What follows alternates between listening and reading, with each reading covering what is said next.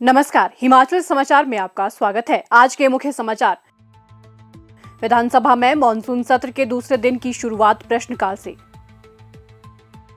मुख्यमंत्री ने दिए महत्वपूर्ण प्रश्नों के उत्तर।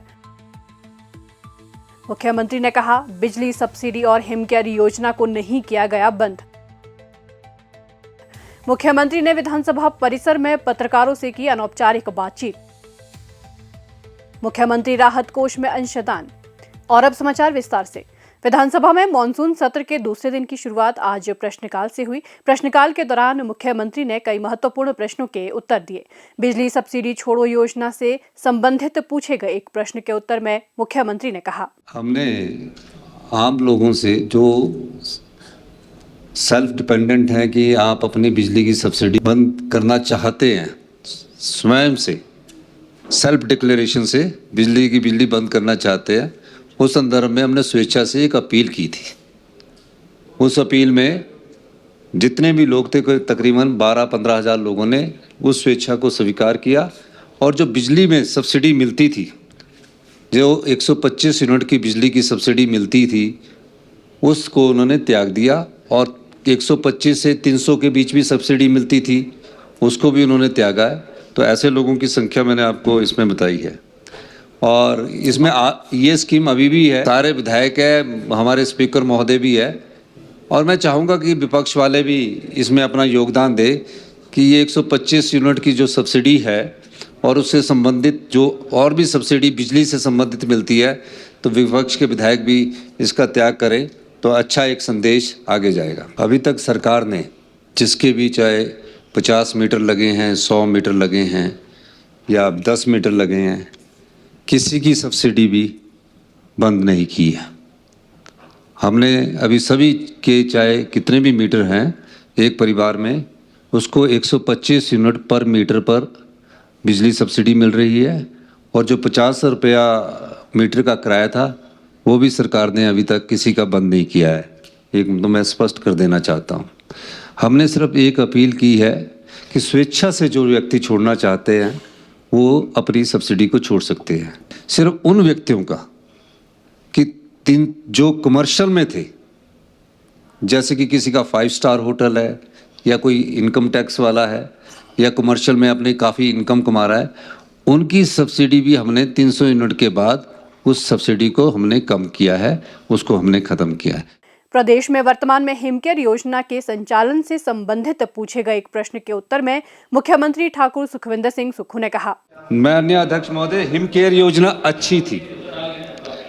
भ्रष्टाचार कितना ज्यादा हिमकेयर योजना में हुआ, मैं तो इनको बताना चाहता था और ये मुझे पता था कि भ्रष्टाचार से पहले जो हिमकेयर योजना में हुआ है ये वॉकआउट करेंगे।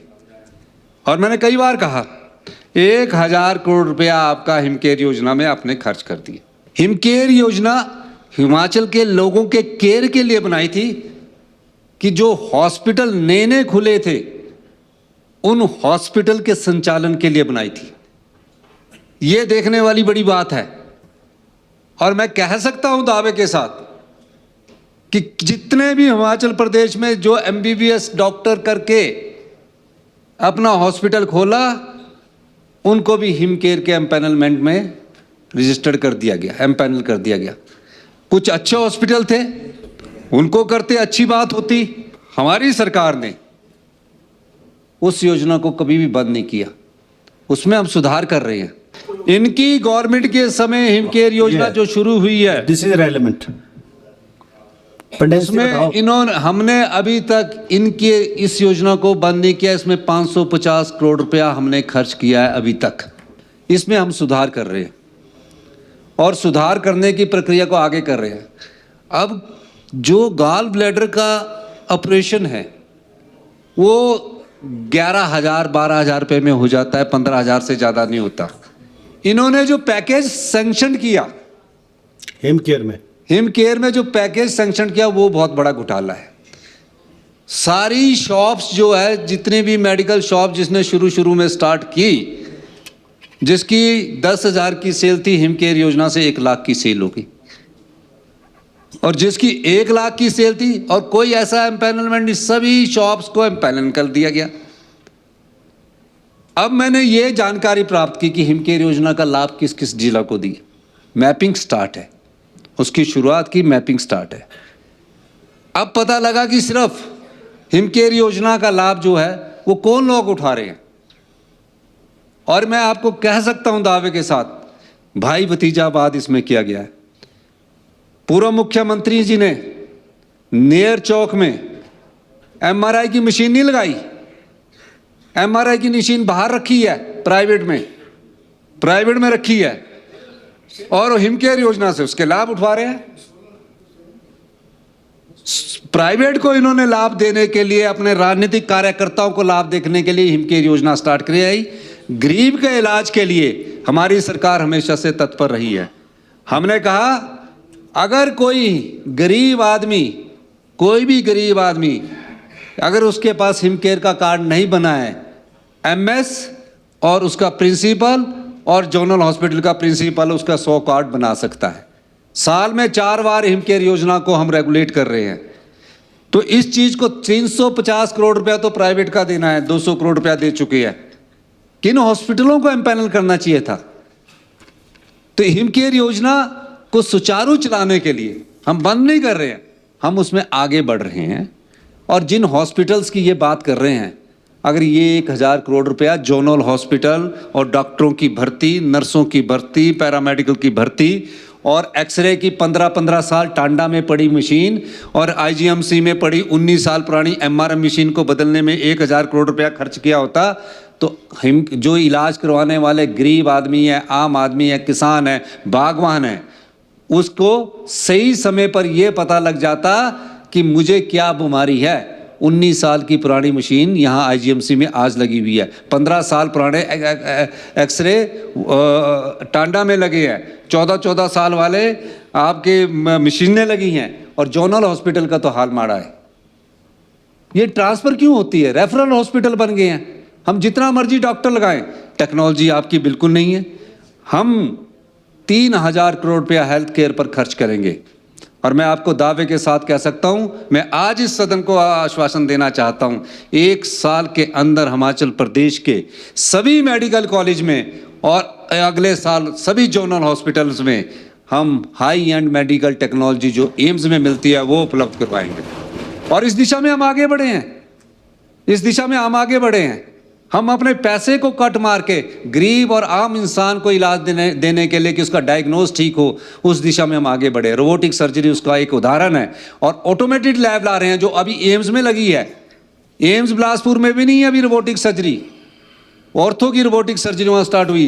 हिमाचल में एम्स बिलासपुर में ना होकर चमियाना और टांडा में अभी शुरू होने जा रही है। इनके हाल देखिए, ये क्या कर रहे थे कि हमको सत्ता मिली है, हम अपने कार्यकर्ताओं को कैसे मदद करवा सकते हैं। हम कार्यकर्ताओं की मदद के लिए नहीं है, हम 75 लाख की जनता की सेवा के लिए, अच्छी सिस्टम के लिए। हमने बोला भाई ये कृष्णा लैब क्या है, ये लैब प्राइवेट क्यों जा रहे हैं। कई पेशेंट मुझसे मिलते हैं कि हमारे को तो 3000 रुपया खर्चा आ जाता टेस्ट करवाए। हमने टांडा में, आईजीएमसी में और चमियाना में ऑटोमेटेड लैब जो एम्स में लगी है 75 करोड़ रुपया अभी मैंने उसके लिए स्वीकृत किया है ताकि वहाँ अच्छा इलाज हो सके। ये शुरुआत है बदलाव की, ये सोच की है, ये व्यवस्था परिवर्तन है। और मैं कह सकता हूँ माननीय अध्यक्ष महोदय, हिमकेयर योजना से किसी का इलाज नहीं रुका जाएगा। हम पर उन हिमकेयर योजना में लोगों को बेवकूफ़ बनाने के लिए नहीं रहेंगे। इन्होंने क्या किया, लोगों को बेवकूफ़ बनाया, कार्ड में लिखा दिया, उससे इलाज करवा दे कि 5 लाख का इलाज है, उसके बाद उसको रेफरल कर दिया कि अपने डिस्पेंसरी से रेफर कर दिया जोनल में, जोनल के बाद आईजीएमसी में, और लास्ट में बीमारी पता लगी पीजीआई में। तो हिमकेयर कितनी जगह जाके हुआ। तो ये सारे घपले इनके समय के हैं। और आपको मैं ये कहना चाहता हूँ, परत दर परत निकालेंगे, सभी चीज़ें आपके पास कागज़ के साथ लाएंगे। चीखने से नहीं होगा, करने से होगा। और 1 साल में माननीय अध्यक्ष महोदय हम यहाँ की मेडिकल व्यवस्था को ठीक करेंगे। हम भर्ती भी कर रहे हैं और आदर्श स्वास्थ्य संस्थान हमने बनाए हैं। जायका में मैंने सभी आदर्श स्वास्थ्य संस्थानों के लिए लेटेस्ट मेडिकल टेक्नोलॉजी का प्रावधान करने का निश्चय किया है। तो ये महज वॉकआउट इसलिए करना चाहते हैं कि हिमकेयर के घोटाले उजागर ना हो जाए। मुख्यमंत्री ठाकुर सुखविंदर सिंह सुक्खू ने आज विधानसभा परिसर में पत्रकारों से अनौपचारिक बातचीत करते हुए कहा, 1 घंटे में 4 वॉकआउट करना ये इस चीज़ को दिखलाता है कि दिशा विहीन भारतीय जनता पार्टी।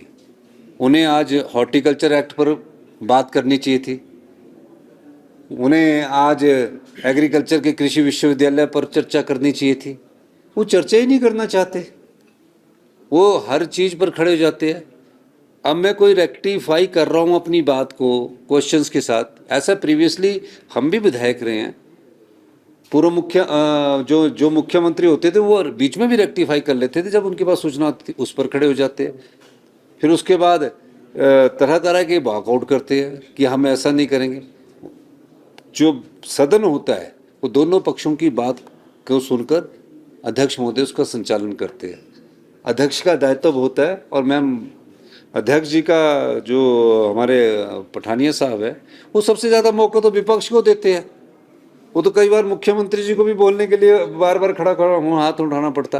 वो कानून के ज्ञाता हैं, तो वो जानते हैं कि मैंने किसको कितना मौका देना। लेकिन 1 घंटे में 3 बार वॉकआउट करना इस बात को इंगित करता है कि फ्रस्ट्रेशंस लेवल उनका बहुत ऊपर है। चर्चा कीजिए, विषय पर लाइए, आप तर्क के साथ बात कीजिए, और उसके बाद अगर उसका जवाब नहीं मिलता तो वॉकआउट करना बनता है। आप बात सुने बगैर ही वॉकआउट कर देते हो, ये पहली बार देख रहे हैं। हमें भी विधायक बने हुए काफ़ी अरसा हो गया, लेकिन इस प्रकार डायरेक्शन लेस जिस तरह विपक्ष है, और निश्चित तौर पर ये डायरेक्शन लेस इसलिए भी है कि पूरी जो भारतीय जनता पार्टी है वो 5 गुटों में बढ़ चुकी है। अब विधानसभा में हिमकेयर का सवाल विनोद जी ने पूछा, उनके साथ रणधीर जी ने पूछा, वो बैठे रहे और जयराम जी ठाकुर जी उठ के चले गए। वो बाद में गए कि सब जब खाली हो रहा तो वो भी चल गए। तो ऐसा नहीं करना चाहिए। उनको पूरे अपने भारतीय जनता पार्टी को पूरे विधायकों को जयराम जी ठाकुर जी को साथ लेकर चलना चाहिए। और ठीक है कि गुट होते हैं, लोकतंत्र में गुट होने चाहिए, इसमें कोई दो राय नहीं। लेकिन इस प्रकार भयंकर गुटबाजी देखकर ऐसा लगता है कि भारतीय जनता पार्टी दिशा विहीन हो गई है। मैं फिर भी कहूँगा कि अभी 10 दिन और है, विस्तृत चर्चा कीजिए, सब्जेक्ट के अनुसार आप बात कीजिए, इसमें कोई दो राय नहीं कि हम निश्चित तौर पर उनकी सभी बातों का जवाब देंगे। हमारे लिए सभी विधायक सम्मानित हैं। आपदा की वर्तमान स्थिति से संबंधित पूछे गए एक प्रश्न के उत्तर में मुख्यमंत्री ने कहा, अभी पिछले कल मंडी में दोबारा बादल फटा है, और हमारे किन्नौर में बादल फटा है, कुल्लू में बादल फटा है, बहुत नुकसान हुआ। उन्ना जैसे क्षेत्र में बहुत अधिक पानी आया हुआ। मैं दावे के साथ कह सकता हूं कि हमारी सरकार सभी हिमाचल प्रदेश को आपदा क्षेत्र नोटिफाई करेगी। वहां की रिपोर्ट्स लेने के बाद माननीय राजस्व मंत्री जगत सिंह नेगी जी इसका पूरा संज्ञान लिए हुए हैं, और जो भी चीज़ आएगी उस चीज़ को हमने आपदा पैकेज घोषित कर दिया। अब नोटिफिकेशन रह गई है। और बार बार कहना कि झूठ बोलना, अरे भाई जब कैबिनेट ने अप्रूव कर दिया 7 लाख रुपया तो मिलेगा ही। अब नोटिफिकेशन तो होगी। आपदा तो अभी सिराज में आई, उसके बाद किन्नौर में आ गई, उसके बाद मंडी प्रॉपर में आ गई। अभी जब बारिश खत्म होगी उसके बाद हम पूरा आंकलन करके सभी आपदा प्रभावित परिवारों को हम स्पेशल राहत पैकेज देंगे। और मैं तब तक सभी आपदा राहत परिवारों से ये भी कहना चाहता हूँ कि सरकार की तरफ से आपको किराए का मकान लेने के लिए ग्रामीण क्षेत्र में 5,000 रुपया और शहरी क्षेत्र में 10,000 रुपया मिलता है। आप SDM के साथ जाकर कह सकते हैं कि मैं इसके घर में किराए पर रह रहा हूँ, और पटवारी उसको वेरीफाई करेगा। उसकी वेरिफिकेशन के बाद उसको किराया मिलना शुरू हो जाएगा। अब केंद्र से तो ये उम्मीद है कि अब पैसे देते हैं, स्पेशल रिलीफ पैकेज देते, ये उम्मीद है हमको। तो भारतीय जनता पार्टी वाले भी जाए, नड्डा साहब भी जाए, कंगना जी भी जाए, और सारे लोग भी जाए, तो सब लोगों को MP भी जाए। तो अब तो हमें स्पेशल रिलीफ पैकेज की बात है। और जयराम जी भी अभी जाके आए हैं।